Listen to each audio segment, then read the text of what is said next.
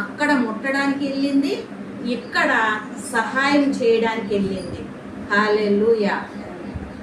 మేలు పొందుకున్న మనము దేవునికి ఏ రీతిలో కృతజ్ఞులమై ఉంటున్నాము, ఏ రీతిలో కృతజ్ఞులమై ఉంటున్నాము. ఆమె మేలు పొందుకుంది కాబట్టి ఈ రీతిలో కష్టకాలంలో ఆమె చేసింది ఆయనకి దేనికి పనికి రాకపోవచ్చు, కానీ ఆయన పొందుచున్నటువంటి బాధలను చూచి ఆమె హృదయము విలవిలలాడిపోయింది. ఆమె హృదయము ఎంతో బాధ పొందిందనమాట.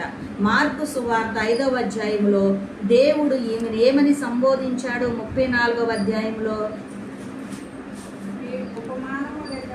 వదన అందుకాయన, కుమారి, నీ విశ్వాసము నిన్ను స్వస్థపరచెను, సమాధానము గలదానవై పొమ్ము, నీ బాధ నివారణయై నీకు స్వస్థత కలుగుగాక అని ఆమెతో చెప్పాను.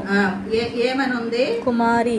కుమారి కుమారి కుమారి అంటే కుమార్తె, కుమార్తె. ఆ అర్థం వేరు. కుమారి అంటే కుమార్తె.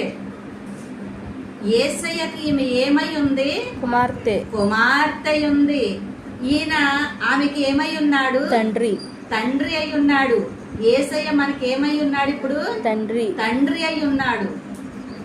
తండ్రిగా మనల్ని తల్లిలా ప్రేమించే దేవుడు, తండ్రిలా ఆదరించే దేవుడు. ఈయన మనకి ఏమై ఉన్నాడు? ఇప్పుడు తండ్రి అయి ఉన్నాడు.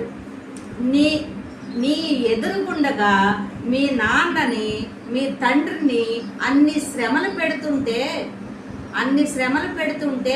నువ్వు భయపడి పారిపోతావా? మా నాన్నతో పాటు నేను చచ్చిపోతానని చెప్పని వెళ్తావా? ఏం చేస్తావు? మా నాన్నతో పాటు మా నాన్నని ఇంతగా కొడుతున్నారు, నేను వెళ్తే కొడతారేమో, అయితే అయింది, నన్ను కొడితే కొట్టారు, మా నాన్న అలాగా బాధలు పడుతుంటే నేను చూడలేకపోతున్నానని చెప్పని ఆ కుమార్తె, ఆ కూతురు, ఆ బిడ్డ వెళ్ళి తండ్రికి ఏం చేసింది? సహాయం చేసింది.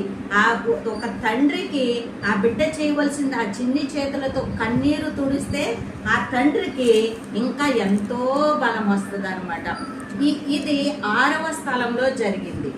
6వ స్థలం నుండి మనం 14 స్థలాలు ఎన్నుకున్నప్పుడు ఇంకా ఎన్ని స్థలాలు ఉన్నాయి? 8 స్థలాలు ఉన్నాయి. 8 స్థలాల్లో కూడా ఈయన నడుచుకుంటూ, పడుతూ, శ్రమలు అనుభవిస్తూ, ఆదరించే వాళ్ళని ఆదరిస్తూ, బలపరిచే వాళ్ళని బలపరుస్తూ,